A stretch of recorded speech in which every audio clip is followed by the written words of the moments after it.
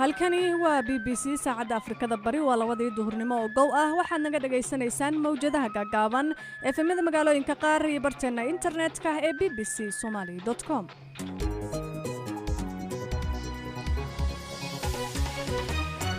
duhur wanaagsan asxaabta hawada nagala xiriirtay qodobada idaacadeena aad ku maqli doontaan waxaa kamid ah Shiinaha oo u baroor diiqaya dadkii u geeriyooday cudurka corona madaxweynaha Cameroon oo ay dadkiisu la yihiin xilli dalkaasi uu la tacaalayo fayraska corona isla cudurkaasina wuxuu sababay hoos u dhac ku yimid ganacsiga magaalada Mandera ee ku taalo saddex geesoodka Kenya Soomaaliya iyo Itoobiya guri kiraan ku jirna 10 kun aan guriga aan ku kiraysan waa nagala rabaa ilmo masaakiin aan korsana agoomaan korsana dad uuriyaama aha jir dad waa yeela aha jir waxa inta irsaaqad looga raadinaa waa qudaartaya walaac laga qabo in cudurka COVID-19 saameyn ba'an uu ku yeesho dadka tabarta yar ee ku nool Soomaaliya iyo dabcan wararka ciyaaraha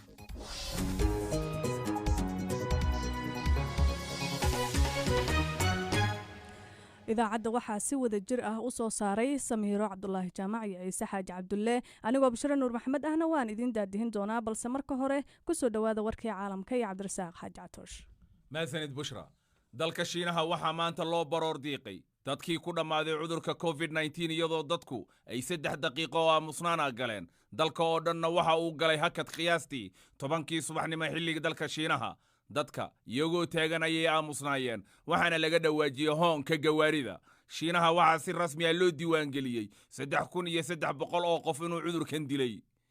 madaxweynaha Mareykanka Donald Trump ayaa sheegay in maamulkiisa uu ku talinayo in dadka Mareykanka ay xirtaan marada afka lagu duubo si looga taxadaro xanuunka coronavirus balse Trump lafanaantiisa ayaa sheegay inuusan isagu rabin inuu xirto afduubka sanka iyo afka lagu shareero marka uu salaamayo madaxweynayaasha kale ra'iisul wasaarayaasha boqorada iyo madaxda kale ee aqalka cad ku soo booqda ra'iisul wasaaraha dalka Spain Pedro Sanchez ayaa la filayaa inuu kordhiyo bandowga looga hortagayo cudurka coronavirus ugu yaraan 2 isbuuc oo kale oo ah ilaa 26 bishan Abriil isbuucyadii la soo dhaafay dhimashada dadka corona uu ku dilay dalkaasi Spain maalinkiiba waxay dhaaftay 800 oo qof dalka Senegal maanta waxa uu dabaaldegayaa maalinkii uu xorriyadda qaatay balse ma jirin wax damaashaad ah oo loo sameeyay xanuunka coronavirus dartiis dalka Senegal waxa laga helay ilaa 200 oo qof oo xanuunka corona qaaday wuxuuna dalkaasi dagaal kula jiraa la tacaalida cudurkan adduunka oo dhan aafeeyay Cameroon waxa sii kordhay tirada dadka uu cudurkan corona ku dhacay oo gaartay in ka badan 500 oo qof waxa si aad loola yaaban yahay hadal la'aanta madaxweynaha dalkaasi Paul Biya oo isagu dhibkan aanba ka hadlin intii muddo ahaydba siyaasi mucaaradka u hadlay ayaa musnaanta madaxweynaha xilli uu dalkan dhib ku jiro wuxuu ku tilmaamay mid dambi ah ugu yaraan dalka Masar waxa la soo sheegayaa in la karantiilay oo cudurka coronavirus laga helay 2 dhakhtar iyo 12 kalkaalise oo ka shaqeynayay isbitaal cudurka kansarka lagu daweeyo isbitaalka ayaa hadda la xiray waxaana la raadinayaa baa la yiri oo waliba hubanti laga dhigayaa in la baaro shaqaalaha caafimaadka ee isbitaalkan kansarka lagu daweeyo ka shaqeynayay isbitaalka waxa la sheegay in isniinta dib loo furi doono balse wuxuu qaabili doonaa bukaanka degdeg ah oo kaliya warkii dunidana waa naga intaas Catoosh aad ayuu u mahadsan yahay dhageystayaal u diyaar garooba qaybaha kale ee barnaamijka aan ku bilownay sidaad warkaba ku maqlayseen Shiinaha ayaa u baroor diiqaya dadkii u geeriyooday cudurka corona in ka badan 3300 oo qof ayaa dalkaasi ugu dhimatay cudurka halkaasi oo markii horeba uu ka bilowday dhanka kale Spain ayaa diiwaan gelisay tiradii ugu yarayd ee hal maalin ah dalkaasi ugu geeriyootay cudurka wararkii ugu dambeeyay corona waxa inoo haysa Samiiro Cabdullaahi Jaamac kuuriyada koonfureed ayaa lagu wadaa in ay muddo 2 toddobaad ah ku kordhiso shuruucda ku aadan kala fogaanshiyaha dadka iyadoo uu fayraska ku sii baahayo halkaasi inkastoo tirada ay haatan hoos u dhacday. wasiirka caafimaadka ee Kuuriyada Koonfureed ayaa sheegay in aan la yareyn doonin xayiraadaha ilaa ay hoos u dhacaan kala bar tirada cusub ee maalin walba uu cudurka soo ridanayo. maanta oo kaliya ayaa lagu soo waramayaa 94 kiis oo cusub, waxaana isku darka tirada ay noqonaysaa 10,156 halka 177 qofna ay u dhinteen fayraska. dowladda Shiinaha ayaa maanta samaysay 3 daqiiqo oo aamusnaan ah oo loogu baroordiiqayo dadkii Shiinaha ugu geeriyooday fayraska oo dalkaasi ka dilaacay dabayaaqadii sanadii aynu ka soo gudubnay. baroordiiqa aamusnaanta ah waxaa hareer socday hoonka ay yeerinayaan gawaarida, hoonka tareenada iyo kan maraakiibta. sidoo kale calanka ayaa hoos loo dhigay. magaalada Wuhan oo uu cudurka ka bilowmay ayaa gebi ahaanba nalalka samaafarada waxaa laga dhigay mid casaan ah oo ay gawaarida dhan ku istaagayaan. Isbeen ayaa shaacisay 809 dhimasho ah, balse waa dhimashadii ugu hooseysay muddo toddobaad ah. dhanka kale madaxweynaha Mareykanka Donald Trump ayaa ka hor yimid xirashada maskarada wejiga oo ay u soo jeediyeen khubaradiisa dhanka caafimaadka. Mareykanka ayaa lagu eedeeyay in uu leexsaday markabsiday maskarada wejiga lagu xirto si ay u isticmaalaan shacabka dalkaasi, tallaabadaas oo lagu tilmaamay mid burcadbadeednimo ah. Samiiro aad ayay u mahadsan tahay. haatanna Soomaaliya.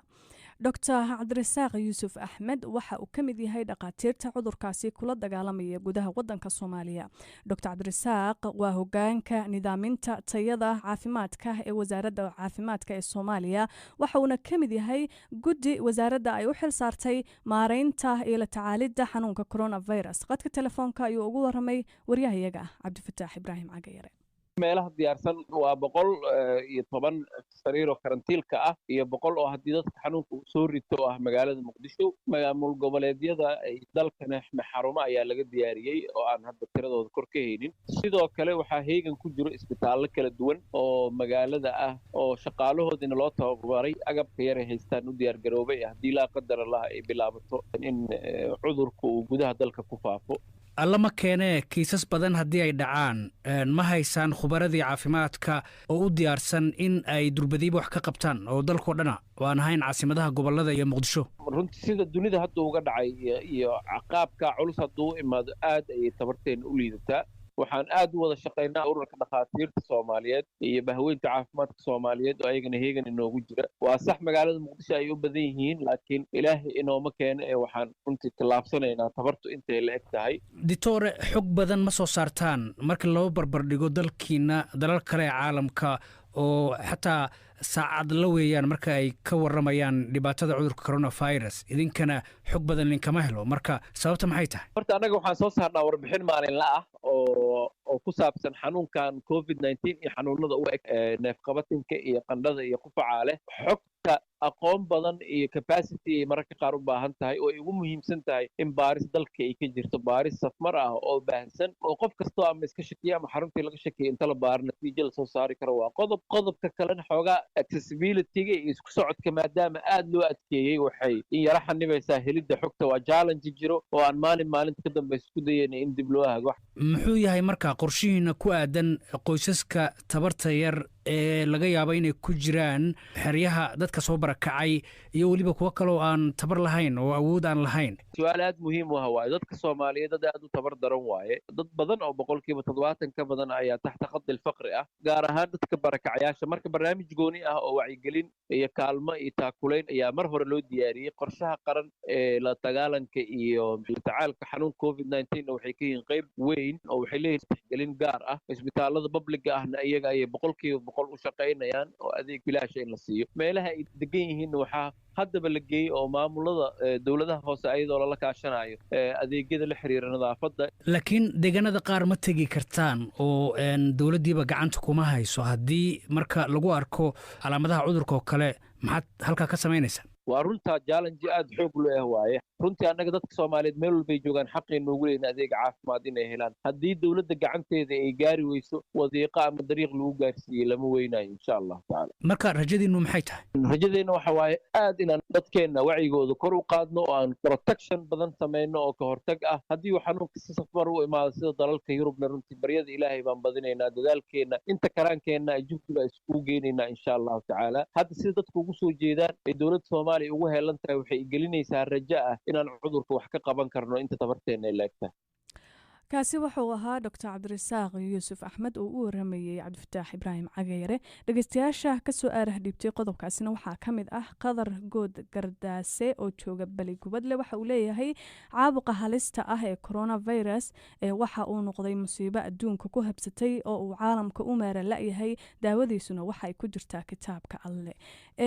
waa Jimcaale Cabdi oo jooga magaalada Hargeysa waxa uu leeyahay runtii xanuunkani waa musiibo aafeeyay wadamada dunida laakiin in shacab weynuhu taxadar badan sameeyaan oo ay markaasi go'aamada dawladda u hoggaansamaan ayaan kula talinayaa halkaad weli nagala socotaan dhageystayaal waa BBC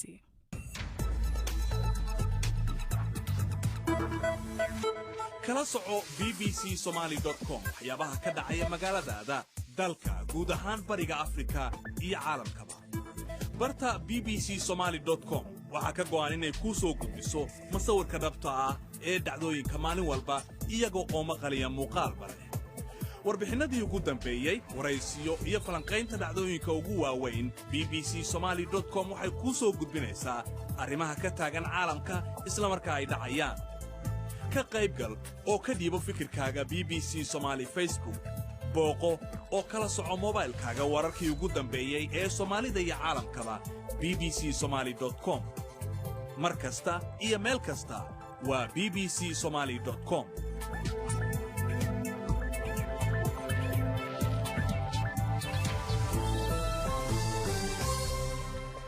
waa hagaag haatanna Mandera saameynta dhaqaale ee corona ayaa aad looga dareemayaa guud ahaan dunida siba wadamada soo koraya ganacsatada suuqa bacalaha iyo hooyooyinka qudaarta ku iibiya Mandera ayaa aad uga cabanaya ganacsigooda oo uu aad u saameeyay cudurkan waxay sheegeen xiritaanka xuduudaha Ethiopia iyo Soomaaliya in ay saameynba ku sii yeesheen markaasi ganacsigooda qaar ka mid ah ganacsatada ayaa BBC-da u waramay aniga oo Khayr Maxamuud Ismaan suuqa markii ay qudaarta nagala xiriyo wax walba xuduudaha naga kala xiriy saameey weyn ay nagu yeelato caruurihiisa cid noo joogaan oo iskuulaha nagala xiriy oo dugsiga nagala fasaxay oo masaajid nagala xiriy waa isjaam gareynay suuq hoos u dhac weyn naga haysto oo dhib weyn aan ku qabnaa xuduudii ay badaya bixinay wax aan gacan ku hayna mal qudaarta ta wax naga socona mal wax naga hay aan haysanana mal intaas hoos u dhac noogu imaado noogu dhibaato badan dawladda waxaan ka codsanaynaa haday ay gacan oo geysan karto ilaahay horta cudurka ilaaha keenay ilaaha qaadi kara laakiin saddexda xuduud hadda geesaha naga jirta wax dhib oo qabno mal wax cudur malaha beeriya abad ligeli way oo lila qudaarta kama soo bixi karto marka dhibkaas weyn hadda noo dar Alise Maxamed Cabdillaah leedaha suuq waa naga xayirmi wax noo gadmaha ee malaha xuduudda waa naga xiran tahay awalba Ethiopia ay nooga imaanaysi Kenya qudaar nooga ma imaada qudaartii balaxa oo dadka naga gadanay waa xirmeen wax naga gadanaa malaha guri kiraan ku jirna 10 kun aan guriga aan ku kiraysan waa naga la rabaa ilmo masaakiin aan korsana agoomaan korsana dad uuriyaama aha jir dad waa yeelaha jir waxa inta irsaaqad looga raadinaa waa qudaarta yar qudaarta hadda naga la xiro waxa waay noloshayna qatar ay ku sugan tahay hadaba markii bandow la dhahay habeenkii dadka ganacsanaya qudaarta shiidinaya naga gadanaya ay maxay dukaamihii la xiray hadda wax naga gadanaaba malaha qudaarta subax kasta markaan keen intaan daadinayna intaan gadayna waa kala dhig intaan daadinayna badan marka waxa waay dib weyn arintiida nagu haysa waxa waay diyaaradahan maalin walba dadka jirnoo keenan inay dawladda naga joojisaan u baahanahay marka waxaan rabnaa dawladda inay maxay ahaydayta ilaahay aan baryayna waxbana arki mahayna dugsiyaha noola furo masaajidyaha noola furo irsaaqada ilaahay aan u qabnaa marka waxa waay dib weyn anaga qudaarey hadaan hoo dad masaakiin oo qudaar ilmo ku korsanay malyan naagooda subaxdii soo kala hado qudaar ku gadata ilmaha ku korsat mid yaanyada gadi mid mooska gadi mid cambaha gadi mid daaniyaha gadi mid barbarooniga gadi mid liinta gadi intaas aan u kala qaybsanahay intaas kulli waa u baahanahay inta maxay ahayd dawladda waxaan ka codsanaynaa xuduudahana in noola furo qudaarta ay nooga imaado wixii kala reebal xawan qudaarta ay naga gadanayeen ayagana noola furo madiidahan u baahanahay magacayga waxa waay Xamdi Faarax ka soo jooda xagga bacalaha askar ayaa imaaday askarta ilbaabiya waxay tiri hal rogo hal xira risonka loo xiri lahayn hadda coronavirus ay sabab ka dhiganayaan ummadda haddii dukaamadooda laga xirayo waxaa loo baahan yahay walaalyaalow haddii cudurkan uu yimaaday intaan yacni haba yaraatee iska bibiidheysta oo dabka ku shita laakiin dawlad dhahaysa ilbaabyaha idiin xiraaya waxaad dab ku shidanaysaanna ma lahan dawladda Kenya aniga saas kamaan fiirinaynin waxay dhaheen side by side dhinacba ha furnaada maalin dhinacna ha furnaada maalin ani hadda maanta dhinaceeda waan furtay waxba ma helin berri haddana ha imaadinaa lidhay aqli ma noqonaysa dad baa 3 days saddex beri waxba aan helaynin kuwaasi waxay ahaayeen qaar ka mid ah ganacsatada Mandera oo BBC-da uga waramayay saameynta dhaqaale ee uu ku yeeshay cudurka corona. haatana dhageystayaal Cameroon qaybo badan oo Afrika ka mid ah waxa laga walacsan yahay saameynta uu durbaba ku yeeshay xarumaha caafimaadka cudurka corona. Cameroon tirada kiisaska waxay kor u dhaafeen ilaa 500 oo qof waxaana lagu soo waramayaa inay 8 qof u dhinteen cudurkan. iyadoo taasi ay jirto ayaa haddana reer Cameroon waxay la yaaban yihiin madaxweynaha dalkaasi ee aan weli ka hadlin wax la xiriira cudurkan. wararka amuurtaasi la xiriira waxay noo soo diray tafatiraha BBC-da ee dhanka wararka Africa Will Ross waxaana soo jeedinaya Ciise Xaaji Cabdulle. kasokow sawir muujinaya shir uu bisha la soo dhaafay la qaatay safiir iyo hal fariin oo soo dhigay baraha bulshada ay ku wada xiriirto taasoo uu dadku ku boorinayo inay raacaan talaabooyinka dowladda ee ku aadan cudurka coronavirus ayaanay jirin wax xog ah oo laga helay madaxweynahan 87 jirka ah Paul Biya inta badan dadka kama soo hormuuqdo waxa uuna waqtigiisa badan ku qaataa hotel raaxada ah oo ku yaala dalka Geneva hase aatee waxay dadka la yaabeen hoggaan muuqda oo aysan ka arkin madaxweyne awood haystay muddo 37 sano ah hogaamiye mucaarad oo lagu magacaabo Maurice Kamto ayaa ku tilmaamay aamusnaanta madaxweyne Biya xilli xaalad xasaasi ee qaranka ay ka jirto inay tahay mid dambi balse sarkaal xisbiga madaxweynaha u hadlay ayaa sheegay inay aamusnaanta ay tahay mid caqli ku dhisan. ciise aad ayuu u mahadsan yahay dhageystayaasha kasoo fikrad dhiibtay qodobkaasina waxaa ka mid ah iyo guud ahaan cudurka corona. Nimcaan Jaamac Maxamed oo jooga Burco wuxuu leeyahay cudurka coronavirus runtii waxa uu noqday mid dunida oo dhan ku sii faafaya oo la xakameyn kari layahay waxaase loo baahan yahay inay dadku qaataan talooyinka caafimaadka ee loo soo jeedinayo si loo yareeyo faafitaanka cudurkaasi halista ah ee coronavirus. Maxamed Cabdi Xalanne oo jooga Hargeysa waxa uu leeyahay hoos u dhaca ku yimid ganacsiga waxa uu kasoo fikrad dhiibanaya ganacsigii hoos u dhaca ku yimid ganacsiga magaalada Mandera waxa uu leeyahay ganacsiga ku yimid magaalada Mandera ee gobolka Waqooyi Barakaaniya xanuunka corona awgii waa mid ay la qabto dhammaanba deegaamada Soomaalida waxaana rajeynayaa inuu alle naga salaamad yeelo ayuu leeyahay. aad ayay u mahadsan yihiin dhageystayaashaasi. haatana haddaan eegno ciyaaraha kooxaha ugu sarsare ee horyaalka kubadda cagta Ingiriiska ayaa ku heshiiyay inay markaasi soo bandhigaan mushaar dhimis 30% ah in lagu sameeyo ciyaartooyda kubadda cagta si wax looga qabto saameynta dhaqaale ee cudurka coronavirus.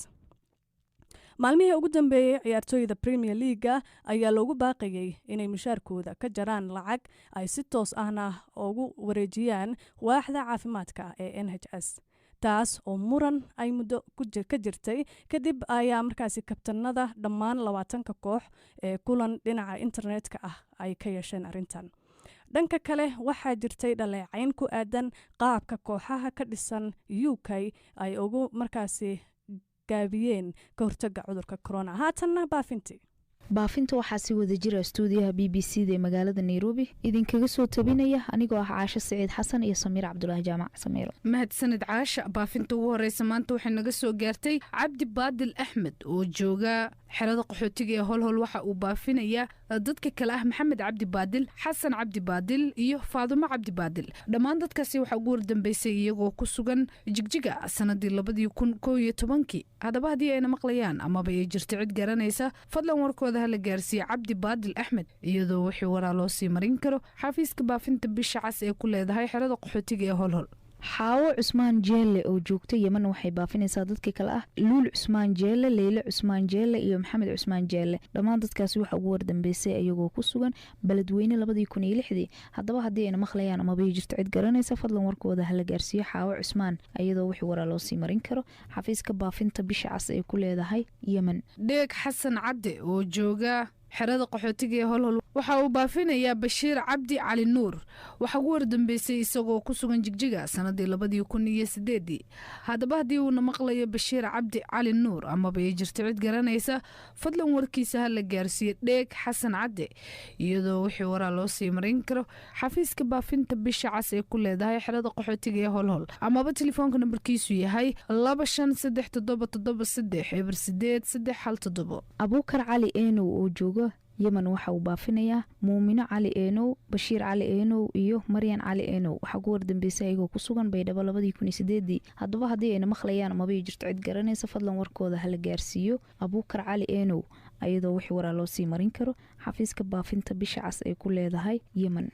Cabdiwali Yuusuf Axmed oo jooga xerada qaxootiga ee holhol waxa uu baafinaya Ayuub Yuusuf Axmed waxa ugu wardambeysay isagoo ku sugan Talyaaniga sanadii 2009 haddaba haddii uu maqlayo Ayuub Yuusuf Axmed ama bay jirto cid garanaysa fadlan warkiisa ha la gaarsiiyo Cabdiwali Yuusuf Axmed iyadoo wixii waraa loo sii marin karo xafiiska baafinta bisha cas ee ku leedahay xerada qaxootiga ee holhol. Suleymaan Guuleed Cumar oo jooga Yemen waxa uu baafinayaa Mustafa Guuleed iyo Suleekha Guuleed waxa ugu wardambeysay ayagoo ku sugan Boosaaso 2005 haddaba haddii ay maqlayaan ama bay jirto cid garanaysa fadlan warkooda ha la gaarsiiyo Suleymaan Guuleed ayadoo wixii waraa loo sii marin karo xafiiska baafinta bisha cas ee ku leedahay Yemen. Cabdiqaadir Yuusuf Dheeg oo jooga xerada qaxootiga ee holhol waxa uu baafinayaa Maxamed Yuusuf Dheeg waxa ugu wardambeysay isagoo ku sugan Yemen sanadii 2017 haddaba haddii uu maqlayo Maxamed Yuusuf Dheeg ama bay jirto cid garanaysa fadlan warkiisa ha la gaarsiiyo Cabdiqaadir Yuusuf Dheeg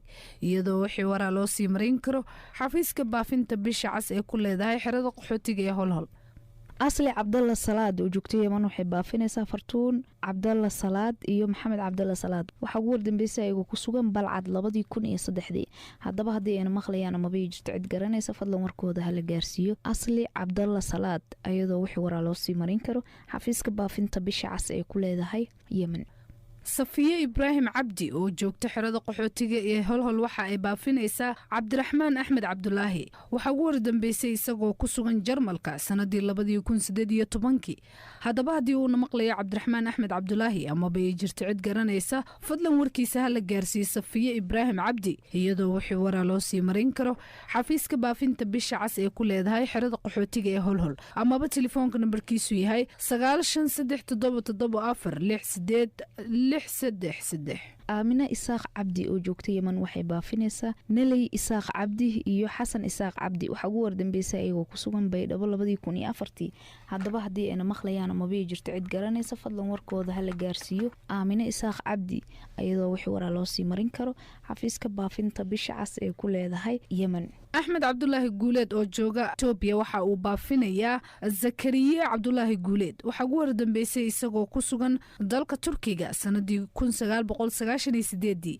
haddaba haddii uu maqlayo Zakariya Cabdulaahi Guuleed ama bay jirto cid garanaysa fadlan warkiisa ha la gaarsiiyo Axmed Cabdulaahi Guuleed iyadoo wixii waraa loo sii marin karo xafiiska baafinta bisha cas ee ku leedahay Ethiopia. Faadumo Cali Jimcaale oo joogta Yemen waxay baafinaysaa Shukri Cali Jimcaale iyo Mahad Cali Jimcaale waxa ugu wardambeysay ayagoo ku sugan Muqdisho 2007 haddaba haddii ay maqlayaan ma bay jirto cid garanaysa fadlan warkooda ha la gaarsiiyo Faadumo Cali Jimcaale ayadoo wixii waraa loo sii marin karo xafiiska baafinta bisha cas ee ku leedahay Yemen. Nimco Maxamed Xasan oo joogta Addis Ababa waxay baafinaysaa Ridwaan Maxamed Xasan waxa ugu wardambeysay isagoo ku sugan Sacuudiga sanadii 2002 haddaba haddii uu maqlayo Ridwaan Maxamed Xasan ama bay jirto cid garanaysa fadlan warkiisa ha la gaarsiiyo Nimco Maxamed Xasan iyadoo wixii waraa loo sii marin karo xafiiska baafinta bisha cas ee ku leedahay Addis Ababa. Shamso Cawil Aadan oo joogta Yemen waxay baafinaysaa Xaawo Cawil Aadan, Xalimo Cawil Aadan iyo Maxamed Cawil Aadan waxa ugu wardambeysay ayagoo ku sugan Muqdisho 2008 haddaba haddii ay maqlayaan ama bay jirto cid garanaysa fadlan warkooda ha la gaarsiiyo Shamso Cawil Aadan ayadoo wixii waraa loo sii marin karo xafiiska baafinta bisha cas ee ku leedahay Yemen. Faadumo Cabdi Yuusuf oo joogta xerada qaxootiga ee Cali Cadde waxa ay baafinaysaa dadka kale ah Cabdi Yuusuf Dhagaqoole iyo Aamina Cabdi Baaruud waxaa ugu wardambeysay iyagoo ku sugan maraykanka sanadii 1994. haddaba haddii ayna maqlayaan amaba ay jirto cid garanaysa fadlan warkooda ha la gaarsiiyo faadumo cabdi yuusuf iyadoo wixii waraa loo sii marin karo xafiiska baafinta bisha cas ee ku leedahay xerada qaxootiga ee cali cadde. mahdi bare daahir oo jooga yemen waxa uu baafinayaa ayaan bare daahir, sucaado bare daahir iyo khadra bare daahir. dhammaan dadkaas waxaa ugu wardambeysay ayagoo ku sugan kismaayo 1999. haddaba haddii ayna maqlayaan mabay jirto cid garanaysa fadlan warkooda ha la gaarsiiyo mahdi bare daahir iyadoo wixii waraa loo sii marin karo xafiiska baafinta bisha cas ee ku leedahay yemen. mawliid axmed maxamed oo jooga xerada qaxootiga ee holhol waxa uu baafinayaa dadka kale ah cabdiwaasac mawliid axmed, mahad mawliid axmed, asad mawliid axmed iyo canab xuseen bulaale. dhammaan dadkaasi waxaa ugu wardambeysay iyagoo ku sugan dalkani kenya sanadii 2008. haddaba haddii ayna maqlayaan amaba ay jirto cid garanaysa fadlan warkooda ha la gaarsiiyo mawliid axmed maxamed iyadoo wixii waraa loo sii marin karo xafiiska baafinta bisha cas ee ku leedahay xerada qaxootiga ee holhol. cabdiraxmaan xasan jiini oo jooga yemen waxa uu baafinayaa shukri xasan jiini, faarax xasan jiini iyo qamar xasan jiini. waxaa ugu wardambeysay dhammaantood ayagoo ku sugan kismaayo 2006. haddaba haddii ayna maqlayaan amabay jirto cid garanaysa fadlan warkooda ha la gaarsiiyo cabdiraxmaan xasan jiini iyadoo wixii waraa loo sii marin karo xafiiska baafinta bisha cas ee ku leedahay xerada qaxootiga ee maqrib. maxamuud xuseen maxamed oo jooga yemen waxa uu baafinayaa axmed xasan maaj. waxaa ugu wardambeysay isagoo ku sugan jabuuti sanadii 1994. haddaba haddii uuna maqlaya axmed xasan maaj amaba ay jirto cid garanaysa fadlan warkiisa ha la gaarsiiye maxamuud xuseen maxamed iyadoo wixii waraa loo sii marin karo xafiiska baafinta bisha cas ee ku leedahay dalka yemen amaba telefoonka nambarkiisu yahay 967771 eber 68388. shumay shaacir sheekh oo joogta yemen waxay baafinaysaa xamsata shaacir sheekh iyo shaxshaxley shaacir sheekh. waxaa ugu wardambeysay ayagoo ku sugan marko 2009. haddaba haddii ayna maqlayaan xamsata shaacir iyo shaxshaxley shaacir amabay jirto cid garanaysa fadlan warkooda ha la gaarsiiyo shumay shaacir iyadoo wixii waraa loo sii marin karo xafiiska baafinta bisha cas ee ku leedahay yemen. filsan xasan mahdi oo joogta yemen waxa ay baafinaysaa fayruus cumar saalim. waxaa ugu wardambeysay iyadoo ku sugan isla yemen sanadii 2010. haddaba haddii ayna maqlaysa fayruus cumar saalim amaba ay jirto cid garanaysa fadlan warkeeda ha la gaarsiiyo filsan xasan mahdi iyadoo wixii waraa loo sii marin karo xafiiska baafinta bisha cas ee ku leedahay yemen. amiin suufi abaanuur oo jooga yemen waxa uu baafinayaa dadka kale ah bakar suufi abaanuur, cadow suufi abaanuur iyo maana suufi abaanuur. dhammaan dadkaas waxaa ugu wardambeysay ayagoo ku sugan marko 2007. haddaba haddii ayna maqlayaan amabay jirto cid garanaysa fadlan warkooda ha la gaarsiiyo aamina suufi abaanuur iyadoo wixii waraa loo sii marin karo xafiiska baafinta bisha cas ee ku leedahay yemen. jaamac cali jaamac oo jooga yemen waxa uu baafinayaa dadka kale ah mahad cali jaamac iyo dunyo cali jaamac. waxaa ugu wardambeysay iyagoo ku sugan boosaaso sanadii 2006. haddaba haddii ayna maqlayaan amaba ay jirto cid garanaysa fadlan warkooda ha la gaarsiiyo jaamac cali jaamac iyadoo wixii waraa loo sii marin karo xafiiska baafinta bisha cas ee ku leedahay yemen. sahro macalin cali oo joogta yemen waxay baafinaysaa sahar macalin cali iyo saabir macalin cali. waxaa ugu wardambeysay ayagoo ku sugan muqdisho 2007. haddaba haddii ayna maqlayaan amabay jirto cid garanaysa fadlan warkooda ha la gaarsiiyo zahro macalin iyadoo wixii waraa loo sii marin karo xafiiska baafinta bisha cas ee ku leedahay yemen. cabdulqaadir shariif cusmaan oo jooga yemen waxa uu baafinayaa dadka kale ah xuseen shariif cusmaan, xasan shariif cusmaan iyo aamino shariif cusmaan. dhammaan dadkaasi waxaa ugu wardambeysay iyagoo ku sugan balcad sanadii 2008. haddaba haddii ayna maqlayaan amaba ay jirto cid garanaysa fadlan warkooda ha la gaarsiiyo cabdulqaadir shariif cusmaan iyadoo wixii waraa loo sii marin karo xafiiska baafinta bisha cas ee ku leedahay dalka yemen. xalimo qaasim guutaale oo joogto yemen waxay baafinaysaa dadka kale ah faadumo qaasim guutaale, axmed qaasim guutaale iyo sucaad qaasim guutaale. waxaa ugu wardambeysay ayagoo ku sugan afgooye 2003. haddaba haddii ayna maqlayaan mabay jirto cid garanaysa fadlan warkooda ha la gaarsiiyo xalimo qaasim iyadoo wixii waraa loo sii marin karo xafiiska baafinta bisha cas ee ku leedahay yemen. cali cumar axmed oo jooga yemen waxa uu baafinayaa burhaan jaamac mooge waxa ugu wardambeysay isagoo ku sugan hargeysa haddaba haddii uuna maqlayo burhaan jaamac mooge amaba ay jirto cid garanaysa fadlan warkiisa la gaarsiiya cali cumar axmed iyadoo wixii waraa loo sii marayn karo xafiiska baafinta bisha cas ee ku leedahay yemen. cabdinaasir shirwac dhaqane oo jooga yemen waxa uu baafinayaa cabdisamed shirwac dhaqane batuulo shirwac dhaqane iyo barni shirwac dhaqane waxa ugu wardambeysay ayagoo ku sugan beledweyne 1993 haddaba haddii ayna maqlayaan amaba jirto cid garanaysa fadlan warkooda hala gaarsiiyo cabdinaasir shirwac dhaqane iyadoo wixii waraa loo sii marin karo xafiiska baafinta bisha cas ee ku leedahay yemen. bilan caraaya nageeye oo joogta yemen waxay baafinaysaa dadka kale ah leyle xuseen gacal iyo siraad maxamed nuur waxa ugu wardambeysay iyagoo ku sugan talyaaniga sanadii 1999 haddaba haddii ayna maqlayaan amaba ay jirto cid garanaysa fadlan warkooda hala gaarsiiyo bilan caraaya nageeye iyadoo wixii waraa loo sii marayn karo xafiiska baafinta bisha cas ee ku leedahay yemen. maryan xuseen barow oo joogta yemen waxay baafinaysaa ruqiyo xuseen barow canab xuseen barow iyo maxamed xuseen barow waxa ugu wardambeysay ayagoo ku sugan afgooye 2008 haddaba haddii ayna maqlayaan amaba ay jirto cid garanaysa fadlan warkooda hala gaarsiiyo maryan xuseen barow iyadoo wixii waraa loo sii marin karo xafiiska baafinta bisha cas ee ku leedahay yemen. baafinta ugu dambeysana waxay naga soo gaartay faadumo cali barre oo joogta yemen waxay baafinaysaa liibaan maxamed ibraahim waxa ugu wardambeysay isagoo ku sugan muqdisho sanadii 2004 haddaba haddii uuna maqlayo liibaan maxamed ibraahim amaba ay jirto cid garanaysa fadlan warkiisa hala gaarsiiyo faadumo cali iyadoo wixii waraa loo sii marin karo xafiiska baafinta bisha cas ee ku leedahay yemen. baafintina maanta waa naga intaa. idaacaddii duhurnimo halkaas ayaan kusoo gabagabeynaynaa tan iyo idaacaddeenna xigto bushray dhammaan bahdii BBC da waxay idin leeyihiin sidaas iyo nabadgelyo.